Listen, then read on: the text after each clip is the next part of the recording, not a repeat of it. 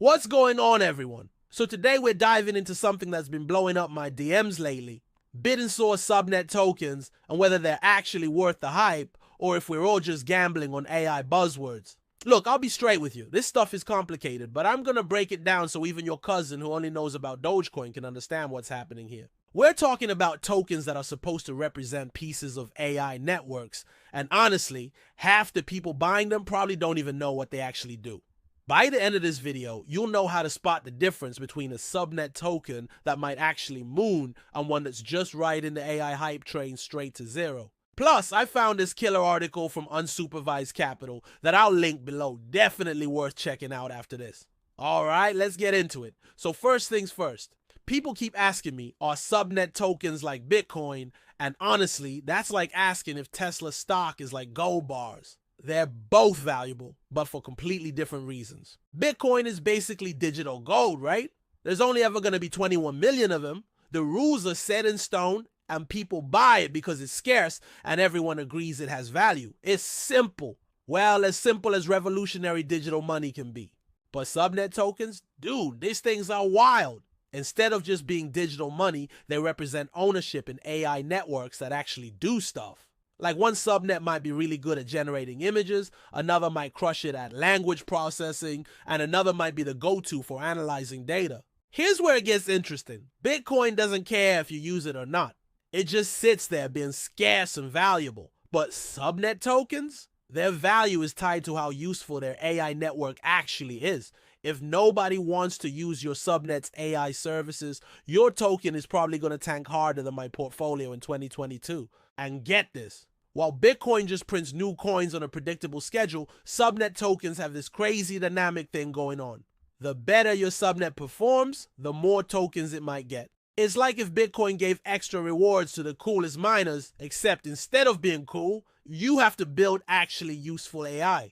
The staking game is different too. With Bitcoin, miners just compete on raw computing power. With subnets, you're judged on the quality of your AI contributions. It's like the difference between a strongman competition and a talent show. Both require skill, but completely different types. Oh, and governance. Bitcoin changes about as fast as continental drift. Subnet communities can actually adapt and evolve their networks quickly, which is cool, but also means more things can go wrong. Okay, so here's where things get spicy. Traditional valuation methods kind of break down when you're dealing with AI network tokens, so we gotta get creative.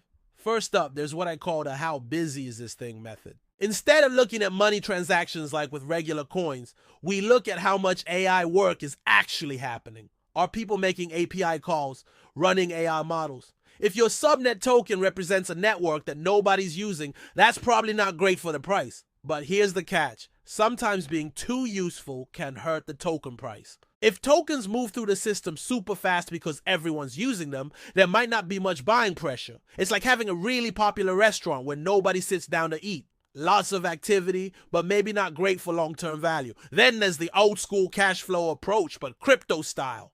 We try to figure out what future rewards and emissions might look like, then work backwards to today's value.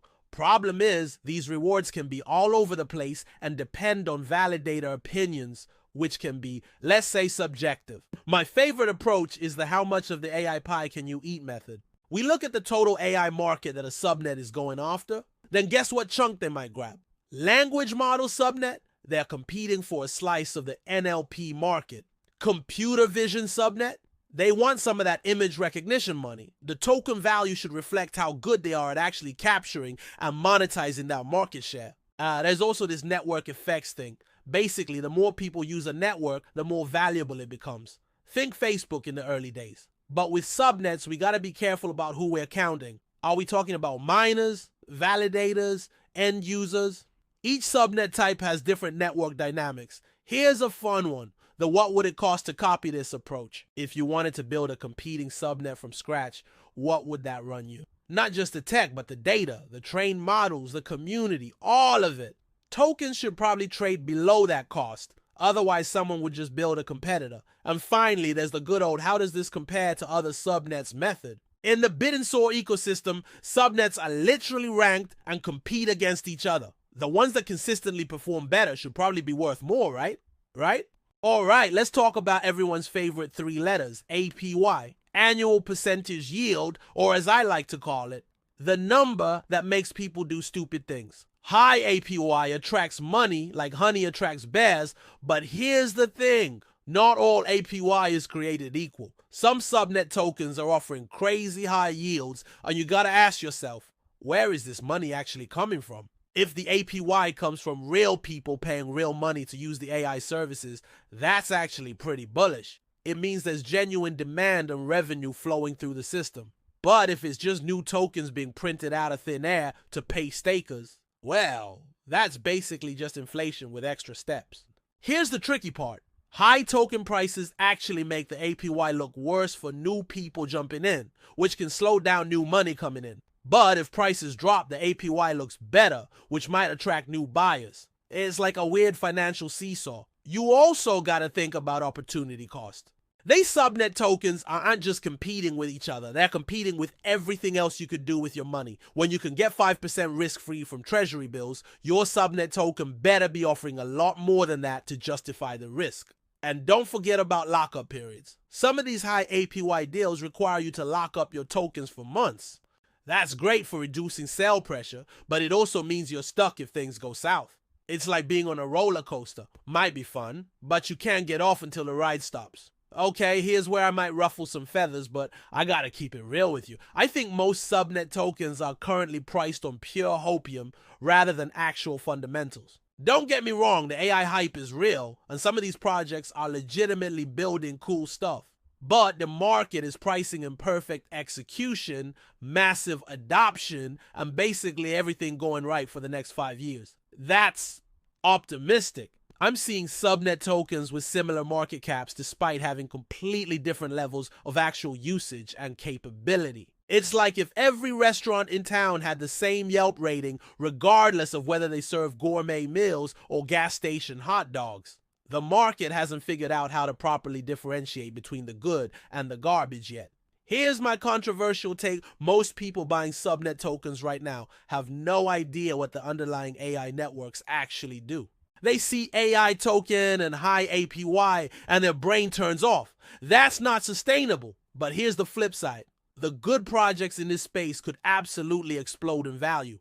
We're talking about the infrastructure layer of the AI revolution here. If a subnet becomes the go-to network for a particular type of AI service, early token holders could see massive returns. The regulatory situation is still messy too.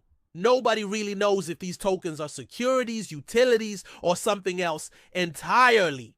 A regulatory crackdown could nuke prices, but clear regulations could also legitimize the space and bring in institutional money. My strategy? I'm treating these like early stage startup investments. High risk, high potential reward, and I'm only putting in money I can afford to lose. I'm focusing on subnets with real usage, growing metrics, and teams that actually ship code instead of just hype tweets. The next year or two is going to separate the wheat from the chaff. The projects that survive and thrive will probably reward early believers handsomely, but a lot of these tokens are going to go to zero. All right, fam, that's the T on subnet token valuations. The TLDR is that these things are complicated, most people don't understand what they're buying, but there's legitimate potential for the projects that actually deliver value. Key points to remember: subnet tokens aren't Bitcoin, they're more like shares in AI companies. There are multiple ways to value them, but none of them are perfect. APY can be a trap if you don't understand where it comes from, and current prices are probably more about hype than fundamentals. If you're thinking about buying subnet tokens, please do your research. Look at actual usage metrics, understand the tokenomics, and don't just chase yield. This is still the wild west of AI infrastructure investing. Check out that Unsupervised Capital article I mentioned. Links in the description. It's got some solid quantitative analysis that backs up a lot of what we talked about today. What do you think? Are you bullish on subnet tokens, or do you think it's all just AI hype? Let me know in the comments, smash that like button if this helped you understand the space better, and I'll catch you in the next one. Peace out!